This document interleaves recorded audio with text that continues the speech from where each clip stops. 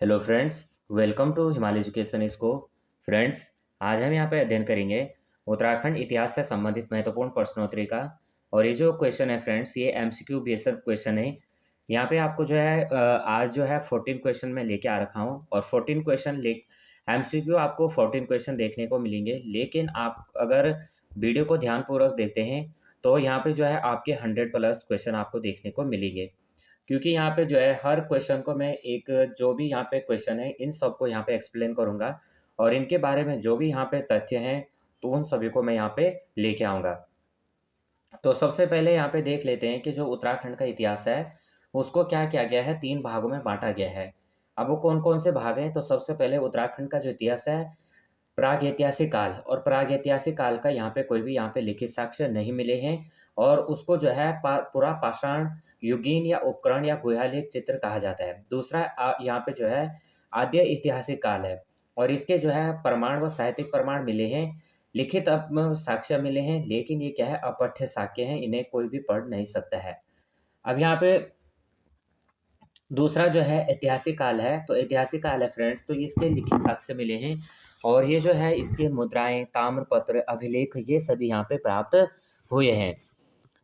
जो यहाँ पे आध्यऐतिहासिक काल है ये क्या है, एक भावात्मक रूप से इसको जो है इसके जो चित्र हैं लिखित, जो इसके अपठ्य लिखित रूप हैं, तो इनको जो है भाव के द्वारा इनको पढ़ा जा सकता है।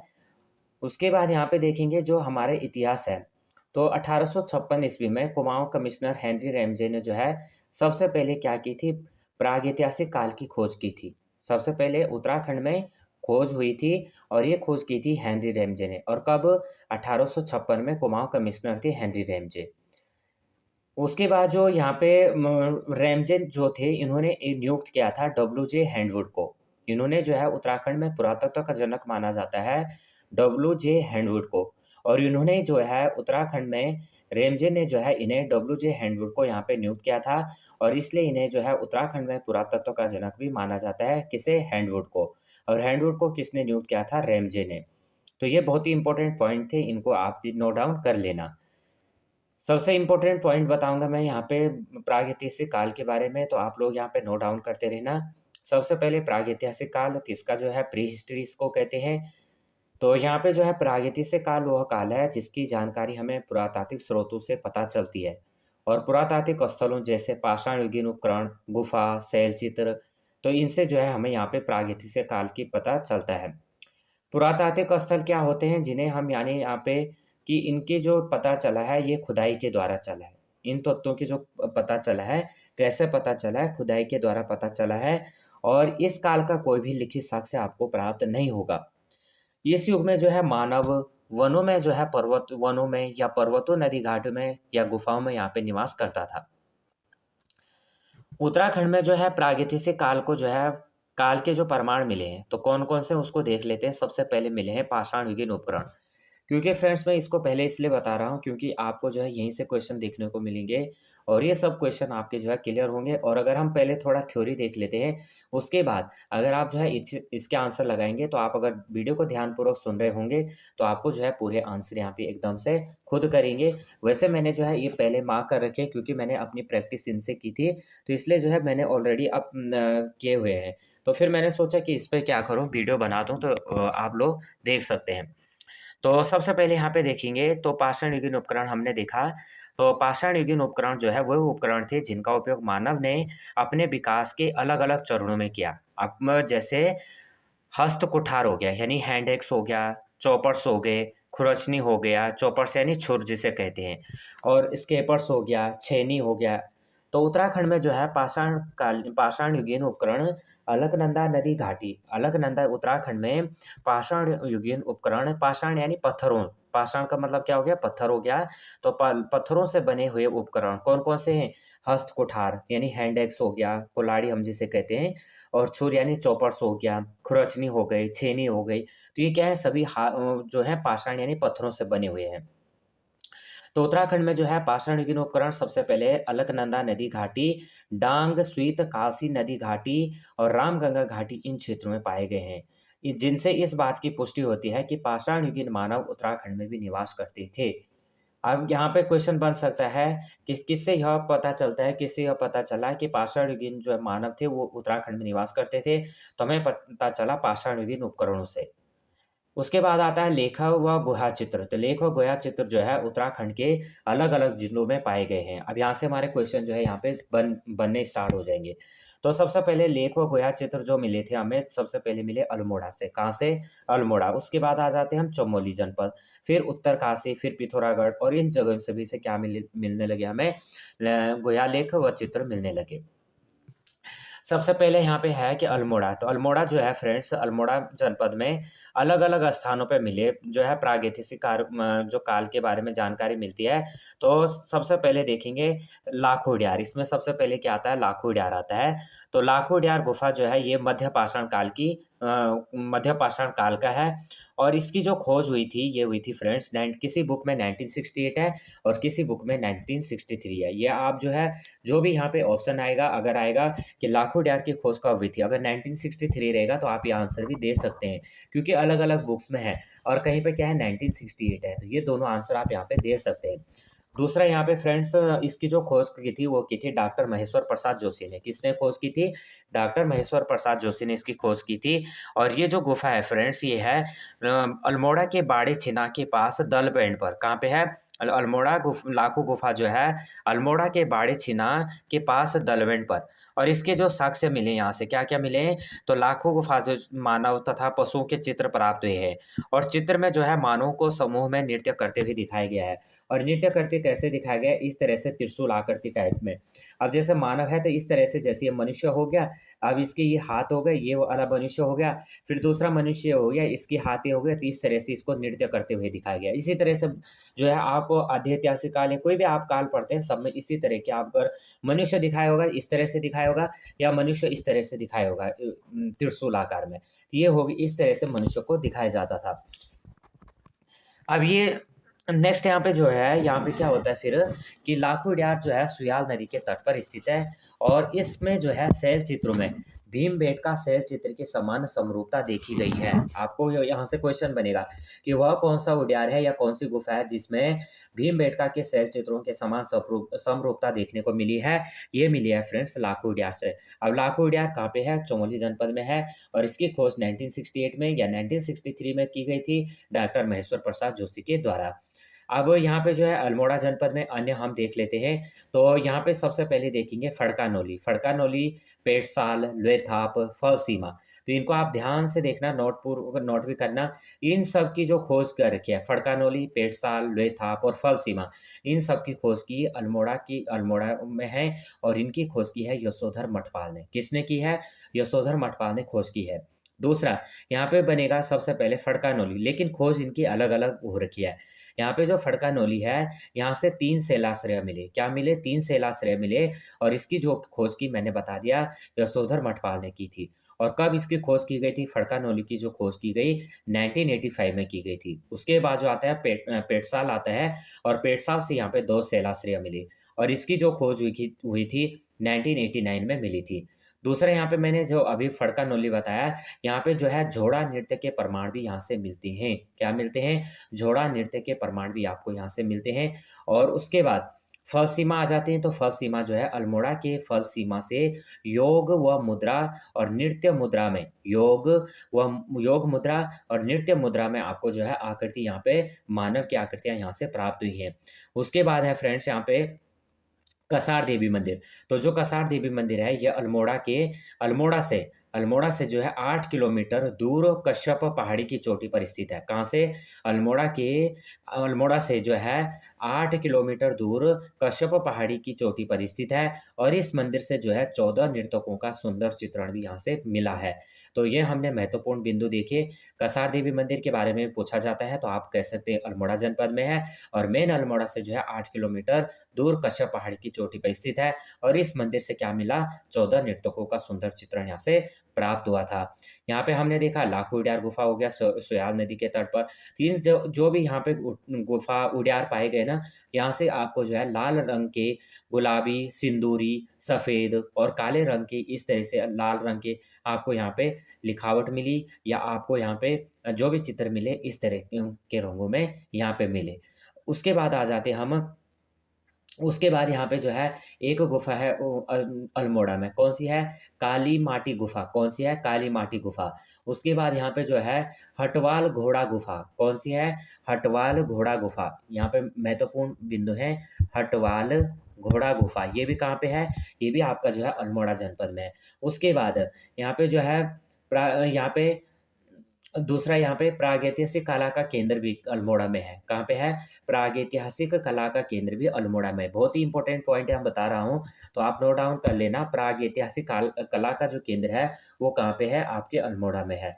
तो ये यहाँ पे अल्मोड़ा से संबंधित महत्वपूर्ण बिंदु थे। अब आ जाते हैं हम कहाँ पे? अब आ जाते हैं हम,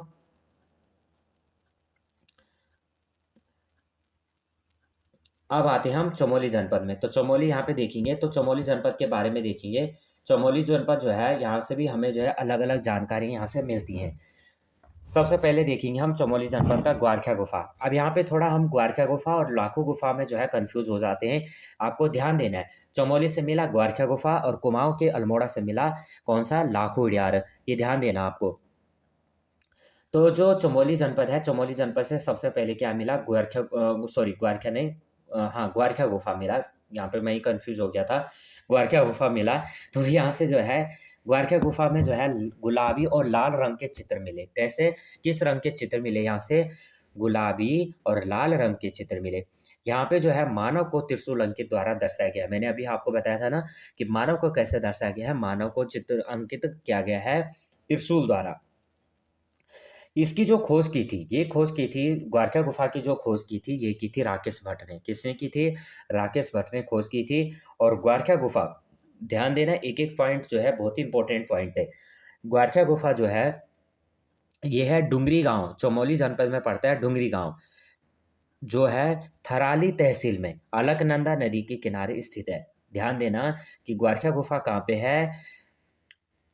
थराली तहसील है, चमोली जिले का एक डुंगरी गांव है। यहाँ पे जो है अलकनंदा नदी के किनारे ग्वारखा गुफा स्थित है। यहाँ से जो साक्ष्य मिले हैं, क्या साक्ष्य मिले हैं? ग्वारखा गुफा में मानव, भेड़, बारहसिंगा, लोमड़ी आदि के यहाँ पे रंगीन चित्र यहाँ से प्राप्त हुए हैं। इसके बाद यहाँ पे जो है दूसरा यहाँ पे यशोधर मठपाल के अनुसार, यशोधर मठपाल के अनुसार देखना, यहाँ पे अलग अलग सब बुक जो भी पढ़ेंगे उनमें आपको अलग अलग चीज़ें यहाँ पे देखने को मिलेंगी। यशोधर मठपाल के अनुसार यहाँ पे आपको जो है 41 आकृतियाँ मिली, 41 आकृतियाँ मिली। और ये मिली जो थी, ये पशुचारण संस्कृति की प्रमाण है। ये कहता है कि ये जो आकृतियाँ मिली हैं ये पशुचारण संस्कृति के प्रमाण यहाँ से मिले हैं। उसके बाद आ जाते हैं हम किमनी गांव में। तो ये किमनी गांव भी आपका कहाँ पे है? चमोली जनपद के थराली के पास स्थित है। कहाँ पे है? चमोली जनपद के थराली के पास स्थित है। और यहाँ से जो है हल्के सफ़ेद रंग के चित्र और जो है हथियार व पशुओं के यहाँ पे शैल चित्र मिले हैं। उसके बाद चमोली में जो है एक गुफा है, भेलतरा गुफा। कौन सी है? भेलतरा गुफा है, चमोली जनपद में भेलतरा गुफा है। तो नेक्स्ट अब हम देखेंगे, उसके बाद आ जाते हैं उत्तरकाशी जनपद में। उत्तरकाशी जनपद, यहाँ से जो है नीले रंग के शैल चित्र प्राप्त हुए हैं। क्या मिले हैं? हुडली। तो हुडली है उत्तरकाशी में, और यहाँ से जो है नीले रंग के शैल चित्र प्राप्त हुए हैं। और ये जो है हुडली यमुना नदी के घाटी में स्थित है। कहाँ पे है? यमुना नदी के घाटी में स्थित है। इसकी जो लिपि है, हुडली से जो भी यहाँ पे शैल चित्र मिले हैं, इसकी जो लिपि है ये है शंख लिपि। पूछा जाता है काफ़ी बार कि जो यहाँ पे हुडली है और यहाँ से जो शैल चित्र मिले हैं, इनकी जो लिपि है वो कैसी है? तो है फ्रेंड्स शंख लिपि। नेक्स्ट क्वेश्चन कर लेते हैं। उसके बाद आ जाते हैं हम आदि ऐतिहासिक काल। तो सबसे पहले एक बार आप देखना ऐतिहासिक काल, हमने देखा था ऐतिहासिक काल। अब आ जाते हैं हम सबसे पहले हमने देखा प्रागैतिहासिक काल, अब आ जाते हैं हम आदि ऐतिहासिक काल। यहाँ पे फ्रेंड्स क्या होता है? सबसे पहले ऐतिहासिक काल, आद्य और ऐतिहासिक, एक बार आप ध्यान से इन्हें देखना। सबसे पहले क्या हुआ, यानी ऐतिहासिक काल। तो ऐतिहासिक काल का जो शुरुआत हुई थी वो महाभारत से हुई थी। और महाभारत से कब तक? जो है 320 AD तक। तो यहाँ यहाँ पे जो है ऐतिहासिक काल जो था महाभारत काल। अब यहाँ पे क्या हुआ था, उसके बाद क्या हुआ था, जब ये काल शुरू हुआ था, इसके बाद क्या हुआ था, महाभारत काल से, महाभारत काल जब शुरू हुआ था और उसके बाद महाभारत काल के बाद और उसके बाद क्या हुआ था, 320 एडी तक, 320 एडी तक यहाँ पे कुलिंद राजवंश रहा था। उसके बाद 320 एडी से और 450 एडी तक यहाँ पे बहुराजकता रहा। और उसके बाद 450 एडी से और 647 एडी तक पौरव वंश रहा। और 647 के बाद जो है यहाँ पे कत्यूरी, 647 से और 647 से यहाँ पे क्या रहा, कत्यूरी राजवंश रहा। और मध्यकाल में क्या रहा, चंदवंश और परमार वंश। तो गढ़वाल में रहा परमार वंश और कुमाऊं में रहा चंदवंश। जो चंदवंश था वो 700 से और 1790 ईस्वी तक रहा, क्योंकि चंदवंश क्या होता है, गढ़वाल में कुमाऊं में 1791 में हमला आ जाता है, गोरखा आ जाते हैं। और परमार वंश जो है 888 से और 804, यानी 804 1804, सॉरी यहाँ पे थोड़ा 1804 में क्या होता है, गोरखा गढ़वाल में आ जाते हैं और 10 वर्ष शासन करते हैं। और फिर जो है उसके बाद जो है 1815 में क्या हो जाता है, फिर जो है संधि होता है, संगोली की संधि होती है 1815-16 में। और फिर क्या हो जाता है, उसके बाद परमार वंश चलता रहता है 1949 तक। और उसके बाद जो है आधुनिक काल आ जाता है। तो आधुनिक काल जो है उसके बाद जो है 1790 से और 1815 तक यहाँ पे आधुनिक काल चलता रहता है। तो अब हम देखेंगे आधे ऐतिहासिक काल। यहाँ पे अगर कहीं पे कोई पॉइंट यहाँ पे मिसमैच हो रहा होगा तो आप लोग जो है कमेंट कर सकते हैं। बाकी अगर आप वीडियो को ध्यानपूर्वक देखेंगे तो आप देखना, आप ये सभी आंसर यहाँ पे आपको ऑलरेडी यहाँ पे पता चल जाएंगे। तो प्रागैतिहासिक काल व ऐतिहासिक काल के मध्य का जो समय होता है वो होता है आपका आधे ऐतिहासिक काल। इस समय जो है मनुष्य के सांस्कृतिक विकास का दौर था। और इस काल के कुछ भाग में जो है यहाँ पे आपको लिखित सामग्री प्राप्त होती है। लेकिन यहाँ पे क्या होता है, जो लिखित सामग्री होती है आपने हमने आगे भी देखा था, इसलिए यहाँ पे जो है लिखित सामग्री तो प्राप्त होती है और ये जो प्रमाण मिले हैं तो इसी को जो है हम आधि ऐतिहासिक काल कहते हैं। और इसका अध्ययन जो है हम दो भागों में करते हैं। सबसे पहले करते हैं हम पुरातात्विक स्रोत, यानी जो स्रोत हैं क्या क्या हैं, और उसके बाद लिखित स्रोत कौन कौन से हैं। तो पुरातात्विक स्रोत जो है अभी हमने आगे भी देखा था ना कि जो आधे ऐतिहासिक काल है ये क्या है, ये है भावात्मक, जिसमें हम भाव के द्वारा लगा सकते हैं। सबसे पहले यहाँ पे पुरातात्विक स्रोत हैं तो उनको हम एक बार देख लेते हैं, उसके बाद हम एमसीक्यू लगाएंगे। तो पुरातात्विक स्रोत क्या है, पुरातात्विक स्रोतों का जो अध्ययन हुआ था दृष्टि के से इसको अलग अलग भागों में बांटा गया है। सबसे पहला था एक नंबर एक पे, ये था उखल सदृश गड्ढे सॉरी क्या है, उखल सदृश गड्ढे, यानी जिसे हम क्या कहते हैं, कप मार्क्स कहते हैं। क्या कहते हैं, कप मार्क्स कहते हैं। तो विशाल शिला और चट्टान पर बने उखल के आकार के गोल गड्ढों को कप मार्क्स कहते हैं। सबसे पहले ये क्वेश्चन बनेगा कि कप मार्क्स किसे कहते हैं। आपने देखा होगा गांव में, जैसे आप लोगों का अगर सभी लोग गांव से बिलोंग करते हैं, इस तरह से ओखल रहती है, सभी के घर में होती है। तो ओखल रहती है तो क्या रहता है, इस तरह से। उसी तरह से यहाँ पे क्या किया गया, बड़े बड़े से पत्थरों में, बड़े बड़े से चट्टानों में क्या किया जाता था, ओखल बनाए जाते थे। इस तरह से काफ़ी ओखल बनाए जाते थे। अब ये क्या है, गोल गड्ढे, उन्हीं को जो है कपास कहते हैं। हैनवुड ने जो है, हैनवुड ने, ध्यान से क्वेश्चन आप नोट डाउन करना, हैनवुड ने जो है सर्वप्रथम चंपावत जिले के देवीधुरा नामक स्थान पर इस प्रकार के कपमार्क्स की ओखलियां खोजी थी। यानी आपने देखा होगा ना, गांव में ओखली बोलते हैं, तो ओखलियां खोजी थी इस तरह की, क्योंकि काफ़ी गड्ढे हैं, अलग अलग हैं, तो इन्हीं को क्या कहा जा रहा है, ओखली कहा जा रहा है। तो ये ओखलियों की जो खोज की थी सबसे पहले ये की थी हैनवुड ने। और कहाँ पे की थी, चंपावत जनपद में की थी। कहाँ पे की थी, चंपावत जनपद में की थी। और सर्वप्रथम जो है उत्तराखंड में पुरातत्व स्रोतों की खोज का श्रेय भी हैनवुड को जाता है। और इन्होंने जो है 1856 को ये खोज की थी। किसने, सर्वप्रथम हैनवुड ने जो है 1856 में खोज की थी। और ये जो खोज की थी, इस खोज के कारण, क्योंकि इन्होंने सबसे पहले खोज भी की थी, और इन्होंने सबसे पहले खोज कहाँ की थी, चंपावत जिले के देवीधुरा नामक स्थान पर। और इसीलिए इन्हें जो है पुरातात्विक स्रोतों की खोज के कारण इन्हें उत्तराखंड के पुरातात्विक स्रोतों का जनक भी कहा जाता है। उसके बाद क्या होता है, रिवेट कारनक ने 1877 ईस्वी में अल्मोड़ा के द्वाराहाट के चंद्रेश्वर मंदिर में लगभग 200 कप मार्क्स यहाँ से खोजे थे। क्या कर रहे थे कि जो रिवेट कारनक थे उन्होंने 1870 ईस्वी में 77 ईस्वी में 1877, थोड़ा यहाँ पे जो है ध्यान देना, 1877 ईस्वी में, 1877 ईस्वी में क्या होता है, अल्मोड़ा के द्वाराहाट के चंद्रेश्वर मंदिर में लगभग 200 कप मार्क्स मिले।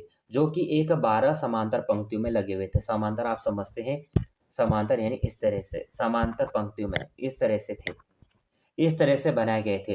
तो रिवेट कार्नक ने इस शैल चित्रों की तुलना यूरोप के शैल चित्रों से की, और यशोधर मठपाल को जो है द्वारहाट मंदिर से कुछ दूर पश्चिम रामगंगा घाटी के नोला ग्राम में इन्हीं के समान 72 कप मार्क्स प्राप्त हुए थे। ध्यान देना इनको। फड़कानोली एवं पेड़साल के सेल्सिया की खोज जो है डॉक्टर यशोधर मठपाल द्वारा की गई थी। अभी हमने देखा था ना आगे, जो हमने पढ़े थे, फलसीमा हो गया, फड़कानोली हो गया, पेड़साल हो गया, ये हमने पढ़ा था, इसके बारे में हमने बताया भी था। तो ये सभी बिंदु क्या है, बहुत ही इंपॉर्टेंट बिंदु हैं, आप नोट डाउन करना इनको। उसके बाद आ जाते हम ताम्र उपकरण। तो ताम्र उपकरण जो था, ये उपकरण तांबे के बने होते थे, और यहाँ आप देखना, यहाँ से क्वेश्चन बन जाएगा कि कौन सा काल है जहाँ पे जो है आपको ताम्र उपकरण भी प्राप्त होने लगे थे। कौन सा काल हम पढ़ रहे हैं, हम ये पढ़ रहे हैं हम आद्य ऐतिहासिक काल। तो यहाँ पे जो है ताम्र उपकरण, तो इस यहाँ पे जो है इन ताम्र उपकरणों को कुल्हाड़ी बताया। अब किसने इन ताम्र उपकरणों को कुल्हाड़ी बताया? ये बताया डीपी शर्मा ने। किसने बताया? डीपी शर्मा। लेकिन इन्हीं ताम उपकरणों को जो यहाँ पे डॉक्टर महेश्वर प्रसाद थे ना, इन्होंने इनको मूर्ति बताया। ध्यान से देखना, यहाँ पे बहुत ही इंपॉर्टेंट बातें हैं। ये जो ताम्र उपकरण मिले आदि ऐतिहासिक काल में, इनको जो है डीपी शर्मा ने, किसने? डीपी शर्मा ने इनको जो बताया, ताम्र उपकरणों को कुल्हाड़ी बताया। क्या बताया? कुल्हाड़ी बताया, यानी एक्स बताया।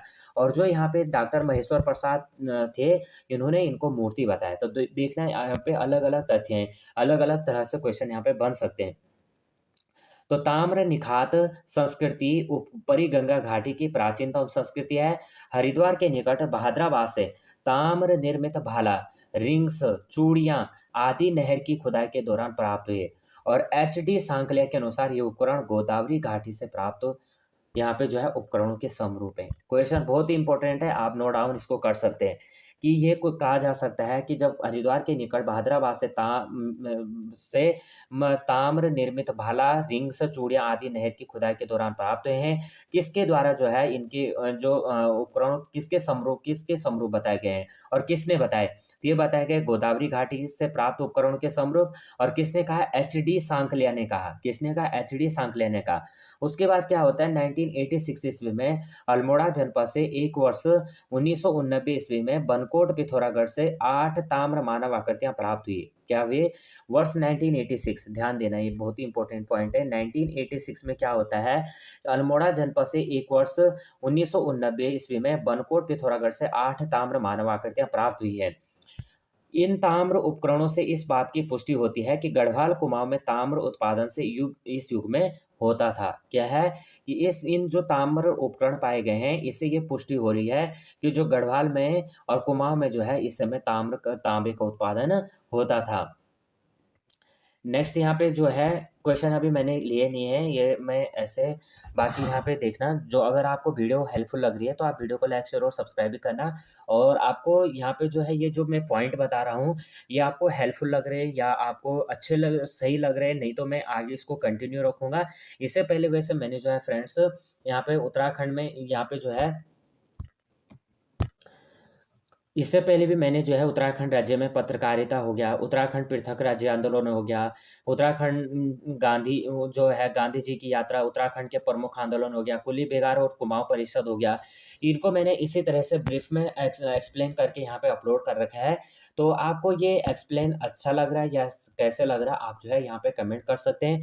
अगर आपको सही नहीं लग रहा तो मैं आगे ये क्वेश्चन जो है इस तरह से सीधा एमसीक्यू वैसे मैंने अपलोड कर रखी है ऑलरेडी। तो सही नहीं लग रहे तो फिर मैं जो है इसे आगे एक्सप्लेन नहीं करूँगा। उसके बाद हमने देखा यहाँ पे महापाषाणीय समाधान है। तो महापाषाणीय समाधान जो है यहाँ पे, ये जो है सिर्फ यहाँ पे महापाषाणीय समाधान का सबसे जो महत्वपूर्ण स्थल है वो है मलारी गांव का है। मलारी गांव है, और मलारी गांव कहाँ है? चमोली जनपद में। यहाँ जो है 1956 ईस्वी में महापाषाणीय समाधान खोजे गए, जिसकी जो खोज हुई थी, इसकी जो खोज का श्रेय जाता है शिव प्रसाद डबराल को। किसको जाता है? शिव प्रसाद डबराल को खोज का श्रेय जाता है। मलारी गांव जो है मारछा जनजाति का गांव है। यहाँ से फ्रेंड्स दूसरा मलारी गांव से समुद्री जीवों के अवशेष और तैतीस सागर के प्रमाण भी यहाँ से प्राप्त हुए हैं। और किसके अनुसार? ये है शिव प्रसाद डबराल के अनुसार। उसके बाद यहाँ पे क्या है, मलारी गांव में मानव कंकाल के साथ साथ भेड़, घोड़ों आदि के कंकाल और मिट्टी के बर्तन भी यहाँ से प्राप्त हुए हैं। राहुल सांकृत्यायन ने जो है हिमाचल प्रदेश के किन्नौर के लीपा गांव में महापाषाणीय समाधान की खोज की। ध्यान से महत्वपूर्ण देखना कि हिमाचल प्रदेश के किन्नौर के लीपा गांव में महापाषाणीय समाधान की खोज किसने की? ये की थी राहुल सांकृत्यायन ने। इस यहाँ से जो है मलारी गांव से दूसरा यहाँ से मिला कुतुब, यानी मोनाल पक्षी का चित्र भी मिला। क्या मिला था? मलारी गांव से कुतुब यानी मोनाल पक्षी का चित्र भी मिला था। मलारी गांव जो है गढ़वाल विश्वविद्यालय के खोजकर्ताओं ने यहाँ पे 2 बार सर्वेक्षण किया था। किसने किया था? 2 बार यहाँ पे सर्वेक्षण किया था। और ये जो सर्वेक्षण हुआ था गढ़वाल विश्वविद्यालय के खोजकर्ताओं को मानव अस्थियों के साथ लोहित, काले एवं धूसर रंग के चित्रित मृत भांड प्राप्त हुए हैं। जो प्रथम सर्वेक्षण हुआ था फ्रेंड्स, ये हुआ था 1983 में। कब हुआ था? 1983 में पहला सर्वेक्षण हुआ था। और इसमें जो है आखेट के लिए प्रयुक्त लौह उपकरणों के साथ पशु का संपूर्ण कंकाल यहाँ पे मिला। और इसकी जो कंकाल मिला था इसकी पहचान की गई हिमालय जुगू से। और इसके साथ जो है कई यहाँ पे कुत्ते, भेड़ और बकरियों की यहाँ पे अस्थियां भी यहाँ से प्राप्त हुई है। बहुत ही इंपॉर्टेंट पॉइंट है, आप लोग यहाँ पे नोट डाउन कर सकते हैं। उसके बाद क्या है, द्वितीय सर्वेक्षण हुआ था 2001 और 2002 में। क्या हुआ था? दूसरा सर्वेक्षण हुआ था 2001 और 2002 में। यहाँ पे दूसरा सर्वेक्षण हुआ था। इसमें जो है नर कंकाल के साथ 5.2 किलो का स्वर्ण मुखौटा मिला। और ये जो मुखावरण था ये, और यहाँ से जो दूसरा प्राप्त हुआ था कांस्य का कटोरा भी यहाँ से प्राप्त हुआ था। और मिट्टी के बर्तन भी यहाँ से प्राप्त हुए थे। तो ये बहुत ही इंपॉर्टेंट पॉइंट है, आप यहाँ पे ध्यान से इनको देखना। उसके बाद जो मलारी गांव है ये धौली गंगा और गिरथी गंगा के जो है संगम पर है। यहाँ से जो समाधान मिले, समाधान कैसे थे? यहाँ पे जो है समाधान शवों को रखने की प्रथा थी। समाधान यानी शवों को रखने की प्रथा थी, इसीलिए इन्हें समाधान कहलाते हैं। हड़प्पा सभ्यता में 3 प्रकार की समाधान विधियां थी: पूर्ण समाधिकरण, आंशिक समाधिकरण और दाह संस्कार। तो पूर्ण समाधिकरण यानी पूर्ण रूप से क्या करना है, ये बहुत ही इंपॉर्टेंट पॉइंट मैं यहाँ पे बताऊंगा। पूर्ण समाधिकरण क्या होता था कि यानी एकदम जो मृत व्यक्ति होता था उसको क्या कर देना है, घर में या कहीं इधर उधर उसको दफना देना है। ये तो पूर्ण समाधिकरण हो गया। दूसरा यहाँ पे क्या होता था, आंशिक समाधिकरण। ये कब की बात हो रही है? कि हड़प्पा सभ्यता की बात हो रही है। इस समय क्या किया जाता था, जो मृतक व्यक्ति होता था उसको क्या किया जाता, जैसे वो डेथ हुआ और उसको क्या किया जाता था, बाहर छोड़ा जाता था, जंगलों में छोड़ा जाता था, इधर उधर छोड़ा जाता था। जब जो चील गरुड़ यानी बाज होते थे, जब उसके जो शव होता था उसको खा देते थे। और इस तरह से जब उस शव के अच्छे से, तो जब उसके बाद तब उस शव को जो उसके बचे हुए पीस होते थे, यानी जो भी बचा हुआ शव होता था उसको उठा के उसके बाद उसका संस्कार किया जाता था। और उसके बाद दूसरा इसी को बोलते हैं जो है आंशिक समाधिकरण। समय आंशिक से ही पता चल रहा है कि यानी अंशु का क्या हो रहा है, यहाँ पे समाधिकरण किया जा रहा है। और उसके बाद यहाँ पे क्या होता था, लास्ट में दाह संस्कार। तो दाह संस्कार क्या है, यानी जो आज की डेट में होती है दाह संस्कार, उस तरह से।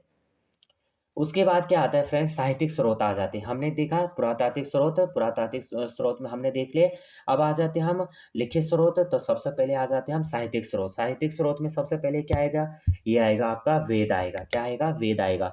तो अब यहाँ पे देखेंगे जो वेद हैं वो 4 वेद हैं। कितने वेद हैं? 4 वेद हैं। कौन कौन से हैं वेद? ऋग्वेद, यजुर्वेद, सामवेद, अथर्ववेद। तो सबसे पुराना जो वेद है वो है ऋग्वेद। और इसी को सबसे क्या कहा जाता है, नवीनतम वेद। और सबसे नया, सॉरी, सबसे पुराना वेद ऋग्वेद और सबसे नया वेद कौन सा है? अथर्ववेद है। ये बहुत ही इंपॉर्टेंट पॉइंट है, इनको आप नोट डाउन कर सकते हैं। उत्तराखंड का जो सर्वाधिक उल्लेख मिलता है वो मिलता है ऋग्वेद में। किस में मिलता है? ऋग्वेद में मिलता है। और ऋग्वेद में उत्तराखंड को देवभूमि और मनुष्यों की पूर्ण भूमि भी कहा गया है। और ऋग्वेद में उत्तराखंड को देवभूमि और मनुष्यों की पूर्ण भूमि भी यहाँ पे कहा गया है। उसके बाद आ जाता है ब्राह्मण ग्रंथ। ब्राह्मण ग्रंथ जो है यज्ञों तथा कर्म कांडों के विधान और इनकी क्रियाओं को समझने के लिए आवश्यक होते हैं। इनकी जो भाषा होती है वैदिक संस्कृति है। ध्यान देना, ब्राह्मण ग्रंथ। तो ब्राह्मण ग्रंथ यज्ञों तथा कर्म कांडों के विधान और इनकी क्रियाओं को समझने के लिए आवश्यक होते हैं। और इनकी जो भाषा होती है वैदिक संस्कृति है। ये जो ब्राह्मण ग्रंथ हैं ये पद्य में लिखे गए हैं। कैसे लिखे गए हैं? पद्य में लिखे गए हैं।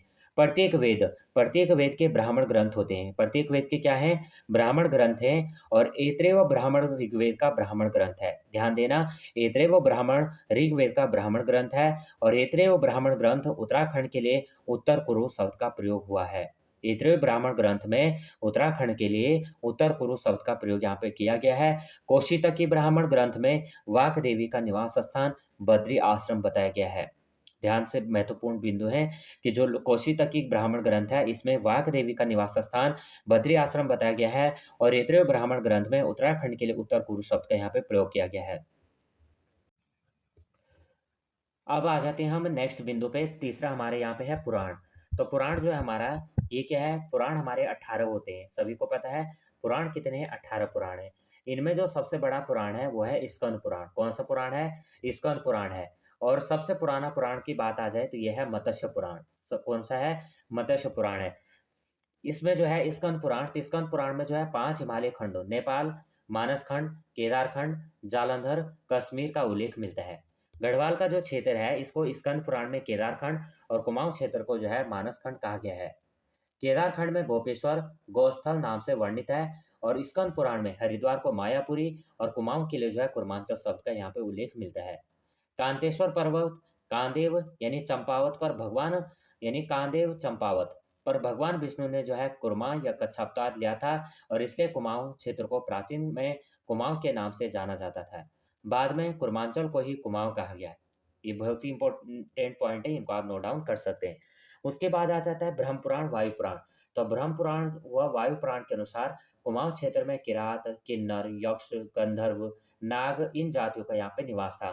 उसके बाद है महाभारत। क्या है? महाभारत। तो महाभारत जो है, इसमें जो है महाभारत पुलिंद को द्विज कहा गया है। महाभारत में पुलिंद को द्विज कहा गया है, बहुत ही इंपॉर्टेंट पॉइंट है। पुलिंद को यहाँ पे द्विज कहा गया है। तो महाभारत के वन पर्व में हरिद्वार से केदारनाथ तक के क्षेत्रों का वर्णन मिलता है और उस समय इस क्षेत्र में पुलिंद व किरात जातियों का आधिपत्य था। पुलिंद राजा सुबाहु, जिसने पांडवों की ओर से युद्ध में भाग लिया था, इनकी जो राजधानी थी वो थी श्रीनगर में। और महाभारत के वन पर्व में लोमस ऋषि के साथ पांडवों के इस क्षेत्र में आने का उल्लेख भी है। आदि पर्व अर्जुन व उलूपी का विवाह गंगा द्वार में यहीं पे हुआ था। बहुत ही इंपॉर्टेंट पॉइंट है। ये सभी जानकारी हमें कहाँ से मिलती है? महाभारत से मिलती है। उसके बाद आ जाते हैं हम रामायण पे। तो रामायण से यहाँ से क्या होता है? टिहरी गढ़वाल की हिमयाण पट्टी में बिसो नामक पर्वत पर वशिष्ठ गुफा और वशिष्ठ आश्रम एवं वशिष्ठ कुंड स्थित है। श्री राम के जो है वनवास जाने पर वशिष्ठ कुंड मुनि ने अपनी पत्नी अरुंधति के साथ यहीं पे जो है निवास किया था। और तपोवन जो है टिहरी गढ़वाल जिले में स्थित है, जहाँ लक्ष्मण जी ने तपस्या की थी। पौड़ी गढ़वाल के कोट विकासखंड में सितोंसू नामक स्थान है और इस स्थान पर जो है माता सीता पृथ्वी में समाई थी और इसी कारण कोट ब्लॉक में प्रत्येक वर्ष जो है यहाँ पे मनसार का मेला यहाँ पे लगता है। अब आ जाते हैं हम अभिज्ञान शाकुंतलम। तो अभिज्ञान शाकुंतलम की रचना कालिदास ने की थी। प्राचीन काल में जो है उत्तराखंड में 2 विद्यापीठ थे। कौन कौन? बद्रिकाश्रम और कर्णाश्रम। कर्णाश्रम जो है उत्तराखंड के कोटद्वार से 14 किलोमीटर दूर हेमकुट व मणिकुट पर्वतों की गोद में स्थित है। कर्णाश्रम में जो है दुष्यंत और शकुंतला का प्रेम प्रसंग जुड़ा हुआ है और शकुंतला ऋषि विश्वामित्र तथा स्वर्ग की अप्सरा मेनका की पुत्री थी। शकुंतला व दुष्यंत का एक पुत्र हुआ और जिसके नाम पर हमारे देश का नाम भारत पड़ा। इसी कर्णाश्रम में कालिदास ने अभिज्ञान शाकुंतलम की रचना की। कर्णाश्रम मालिनी नदी के तट पर स्थित है और वर्तमान में यह स्थान जो है चौका घाट के नाम से जाना जा रहा है। बौद्ध साहित्य में उत्तराखंड को हिमवंत यहाँ पे कहा गया है। अभी हमने देखा कि बौद्ध साहित्य में भी जो है उत्तराखंड को हिमवंत कहा गया है। मेघदूत अब हमारा जो है लास्ट पॉइंट रहेगा। अब इसके बाद जो है हम जो है एमसीक्यू करेंगे। तो मेघदूत, तो कालिदास द्वारा रचित मेघदूत के अनुसार अलकापुरी चमोली कुबेर की राजधानी थी। क्या? मेघदूत यानी कालिदास द्वारा रचित मेघदूत किसने रचा है? कालिदास ने। इनके अनुसार जो है अलकापुरी चमोली ये कुबेर की राजधानी थी। अब हम यहाँ पे जो है एमसीक्यू कर लेते हैं और आपके जो है कितने एमसीक्यू यहाँ से बन रहे हैं, क्या आपको जो मैंने यहाँ पे एक्सप्लेन किया उसका आपको बेनिफिट मिल रहा है या नहीं मिल रहा है, आप यहाँ पे कमेंट कर सकते हैं। तो ग्वारखा गुफा चमोली के कौन से गांव में स्थित है? यह है डुंगरी गांव में। Option number B right answer है। प्रसिद्ध गुफा शैलचित्र लाखोडियार स्थित है? यह है अल्मोड़ा में। वर्तमान चमोली जिले के किस गांव में सन 1956 ईस्वी में महापाषाणी समाधान खोजे गए? मलारी में। गढ़वाल के लिए केदारखंड और कुमाऊं के लिए मानसखंड शब्द का प्रयोग हुआ स्कंद पुराण में। लखू विड्यार किस नदी के तट पर स्थित है? यह सुयाल नदी के तट पे। किस पुराण में हरिद्वार का नाम मायापुरी मिलता है? यह है स्कंद पुराण में। किस ग्रंथ में उत्तराखंड के लिए उत्तर कुरु शब्द का प्रयोग किया गया है? ये किया गया है ऐत्रेय ब्राह्मण में। केदारखंड में गोपेश्वर का नाम वर्णित है? यह है गोस्थल।